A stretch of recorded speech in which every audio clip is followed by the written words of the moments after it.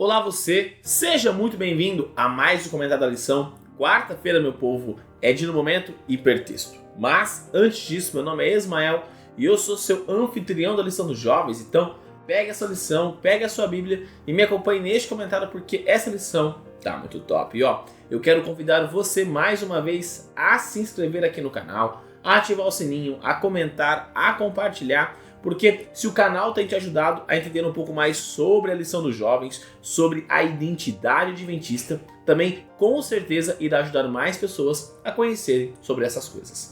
Como eu estava dizendo, quarta-feira é dia do momento hipertexto, ou seja, hoje é aquele dia que nós temos textos que correlacionam com o texto ou com o tema principal da semana e também temos a nossa rede semântica. Ismael, o que é essa rede semântica? Acabei de chegar, não entendi muito bem esse conceito. Então calma meu jovem, calma minha jovem, que eu já vou te explicar. Rede semântica nada mais é do que um joguete de palavras, uma associação de palavras, onde nós temos uma palavra-chave e partindo desta palavra-chave nós fazemos algumas associações com outras palavras que nós pensamos e que vem à nossa cabeça quando nós olhamos para essa palavra-chave. Por exemplo, a palavra-chave dessa semana é a palavra multifacetado. E aí, qual é a sua rede semântica? Quais são as palavras que você associa quando você olha para a palavra multifacetado? Então, faz o seguinte, posta lá no seu Instagram e me marque, @Ismael_Nunes, que está aparecendo aqui embaixo. E também coloca aqui nos comentários do YouTube, porque além de você estar auxiliando as pessoas que não entenderam muito bem o conceito da rede semântica, você também vai estar proclamando a mensagem de Deus a toda nação, língua, tribo e povo. Hoje eu disse para vocês que nós conversaríamos um pouco sobre Isaías capítulo 58, que é o nosso texto de estudo. E eu quero ler alguns versos com vocês e conversar com vocês a respeito disso. Então, a minha tradução de hoje do texto de Isaías é uma tradução que eu gosto bastante, que é a Nova Versão Internacional, tá bom? E aqui eu vou começar a ler para vocês do verso 1, aí eu vou parando e nós vamos conversando, tá bom? Então Isaías 58, verso 1 em diante, diz assim, Grite alto, não se contenha, levante a voz como trombeta, anuncie ao meu povo a rebelião dele e à comunidade de Jacó os seus pecados. Vou começar por aqui, parando por aqui. Nós estamos vendo nesse capítulo que o começo é uma retaliação de Deus, é um lembrete de Deus, é Deus falando para o seu povo. Gente, vocês estão errando, vocês estão caminhando na direção errada, não é isso que eu quero que vocês façam. Então Deus aqui ele está falando para Isaías lembrar o povo, falar para o povo qual tem sido o erro que eles estão cometendo. E Deus vai começar a descrever quais têm sido esses erros, aqui a partir do verso 2. O texto vai dizer assim, Pois dia a dia me procuram, parecem desejosos de me conhecer os meus caminhos, como se fossem uma nação que faz o que é direito e que não abandonou os mandamentos de seu Deus. Pedem-me decisões justas e parecem desejosos de que Deus se aproxime deles. Porque jejuamos, dizem, e não o viste? Porque nos humilhamos e não reparastes? Contudo, no dia do seu jejum, vocês fazem o que é de agrado de vocês e exploram os seus empregados. Seu jejum termina em discussão e rixa e em brigas de socos brutais. Vocês não podem jejuar como fazem hoje e esperar que a sua voz seja ouvida no alto. Então aqui Deus ele apresenta quais têm sido os erros, porque o povo de Israel falava, mas Deus, nós não estamos jejuando, nós não estamos fazendo aquilo que o Senhor nos ordena. Deus até fala assim, vocês aparentemente estão fazendo isso, mas o que eu quero de vocês está aqui dentro.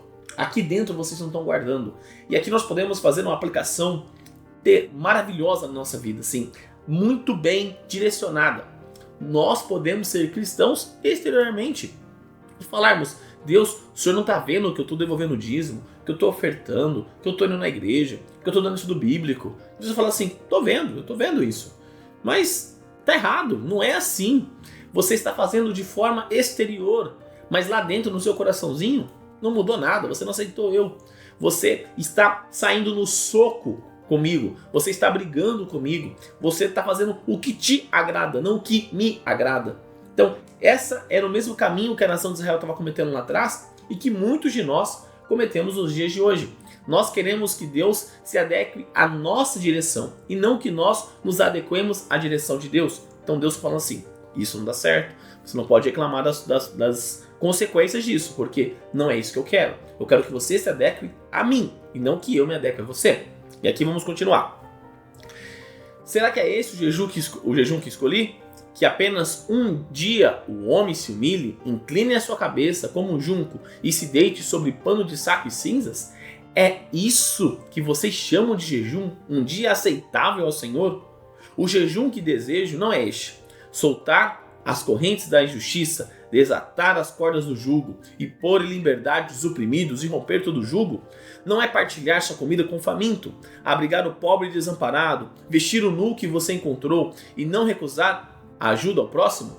Então aqui Deus apresenta qual que é realmente o jejum, como realmente nós devemos ser cristãos. E aqui ele traz de uma forma bela, de uma forma clara. Seguinte: quando você se preocupa com o outro genuinamente, é porque Deus está habitando no seu coração.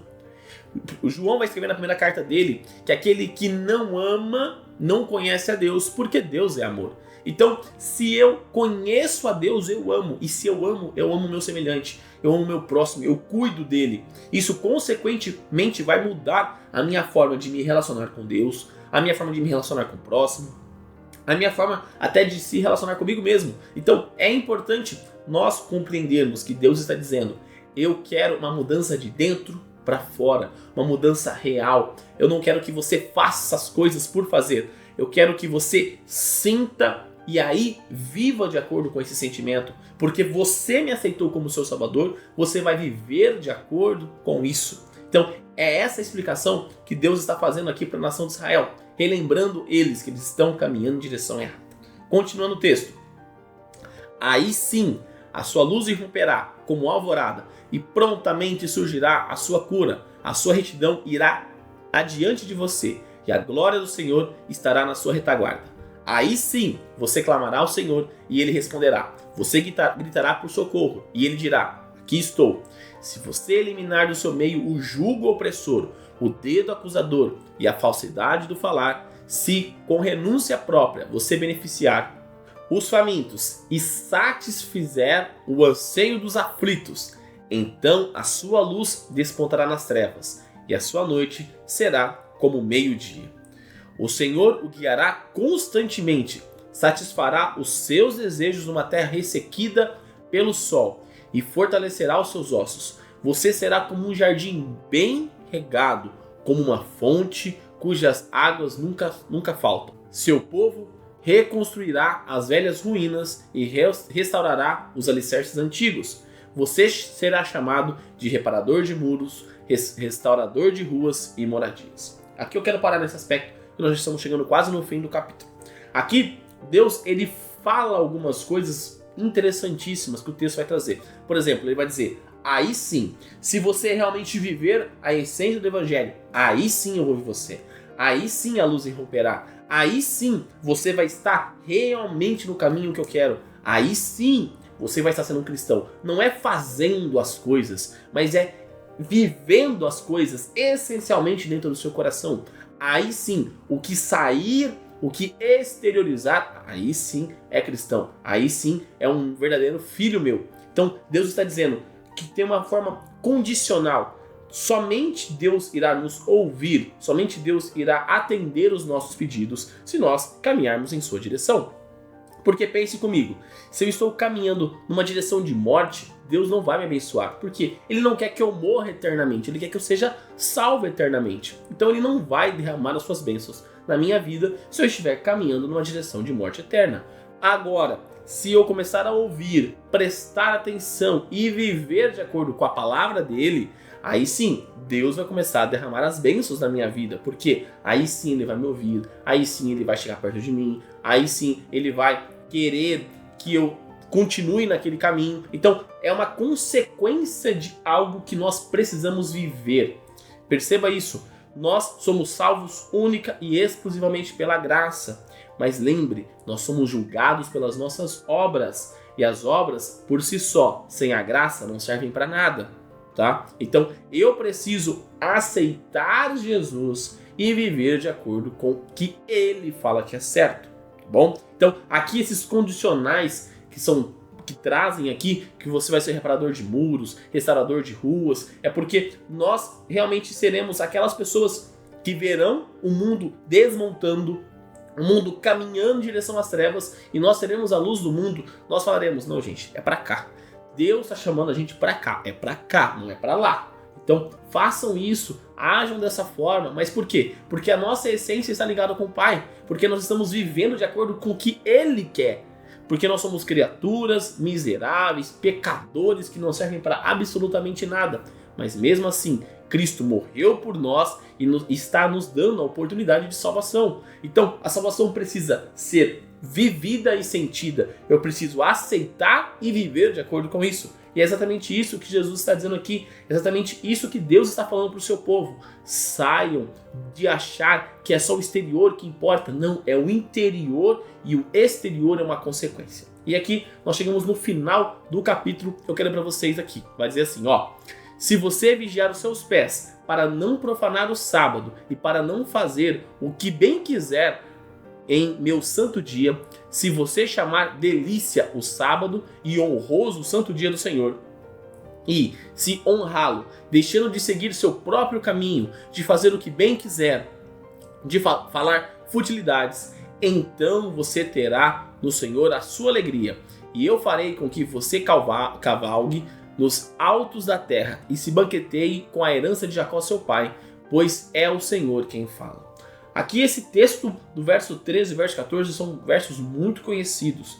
Só que muitas pessoas acabam olhando para esses versos, melhor dizendo, e acabam distorcendo ele. Por quê? Aqui Deus diz para nós chamarmos o sábado de santo dia do Senhor. Isso é absolutamente verdade. De nós não falarmos futilidades, isso é absolutamente verdade. Mas o grande problema nesse verso que as pessoas acabam tendo e distorcendo a palavra é no quesito de fazer seguir o seu próprio caminho. O que significa seguir o seu próprio caminho dentro do contexto desse verso? Quer dizer que eu não posso ter prazer nesse dia, eu não posso ser feliz nesse dia? Não é isso que Deus está dizendo. Deus está dizendo o seguinte, ó, é para você seguir as minhas instruções. Lembra que nós falamos sobre a guarda do sábado, a respeito da essência do mandamento? É exatamente isso. Você precisa estar dentro do seu coração esse sentimento de viver o sábado, de realmente estar dentro do seu ser. Porque, por exemplo, nós podemos entrar numa certa discussão. Dormir no sábado é pecado? Eu vou responder para você. Depende. Com qual intenção você está dormindo no sábado? Para que você descanse realmente, um descanso sabático de você recuperar as suas energias, ou é um descanso para que o sábado passe mais rápido? Perceba que é a mesma ação, porém a intenção em cada ação é completamente diferente. Então, é isso que Jesus está dizendo, ó. A sua intenção tem que vir de dentro para fora, tem que ser a sua intenção de guardar o sábado. E aí, consequentemente, você vai agir de uma certa forma. Agora, se você só viver exteriormente, a sua intenção pode ser completamente equivocada.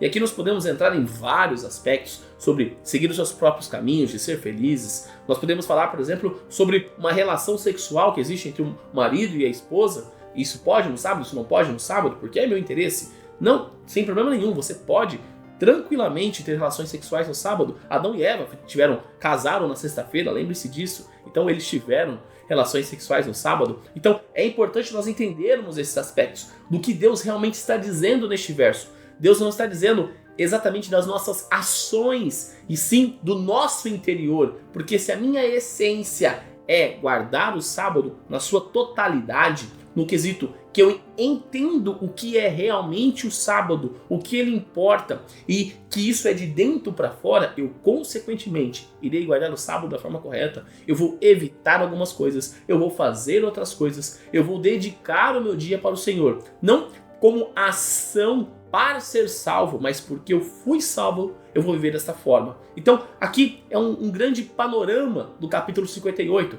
Se você estudar, você vai ver mais outros aspectos que eu não falei aqui por causa do tempo, para o vídeo não ficar maior do que ele já vai ficar, mas é importante você entender que o capítulo 58 é um chamado que Deus faz ao arrependimento sincero e verdadeiro e a vida de essência ao lado do Pai, uma vida de essência ao lado de Deus, uma vida na qual nós exteriorizamos algo que está dentro do nosso coração.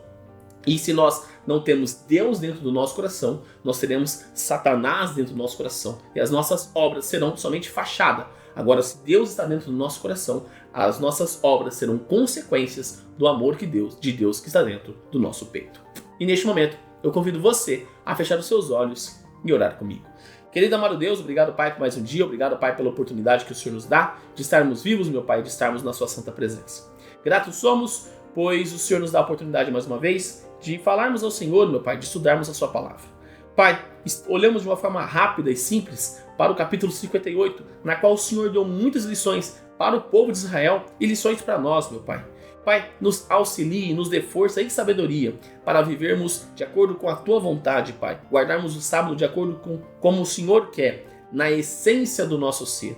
Que o nosso coração possa guardar o sábado primeiramente e desta forma as nossas consequências serão diferentes, meu Pai. Que possamos cuidar do próximo, que possamos nos importar com aqueles que estão ao nosso redor, meu Pai, de uma forma genuína, porque entendemos que eles são criaturas assim como nós, pecadores assim como nós, que também carecem da sua misericórdia e das suas bênçãos, meu Pai. Fique conosco, perdoe os nossos pecados, assim como perdoamos aqueles que erraram contra nós. E tudo isso, meu Pai, eu te peço e te agradeço em nome do seu Filho Jesus. Amém. Galerinha, não se esqueça de se inscrever aqui no canal para você dar aquela força e também para você não perder os conteúdos que são produzidos. Lembrando que os vídeos da lição são postados de domingo a sexta-feira. Então, quando você se inscreve no canal e você ativa o sininho, sempre recebe uma notificação todas as vezes que os vídeos são postados aqui no canal. Também deixa seu like nesse vídeo para mostrar que você gostou do conteúdo, para dar aquela força, e também para o algoritmo do YouTube compreender que o canal é de qualidade, o canal é de relevância e que ele pode recomendar para mais pessoas, assim como você pode recomendar clicando aqui embaixo no botão de compartilhar e colocando nas suas redes sociais. Facebook, Instagram, WhatsApp, Telegram, enfim, a forma que você achar melhor de levar a mensagem de Deus a mais pessoas. E também clica aqui, nessa playlist da lição dos jovens e nessa outra playlist das meditações que eu fazia aos sábados com vocês. Então é isso, galera. Um forte abraço a todos e até mais!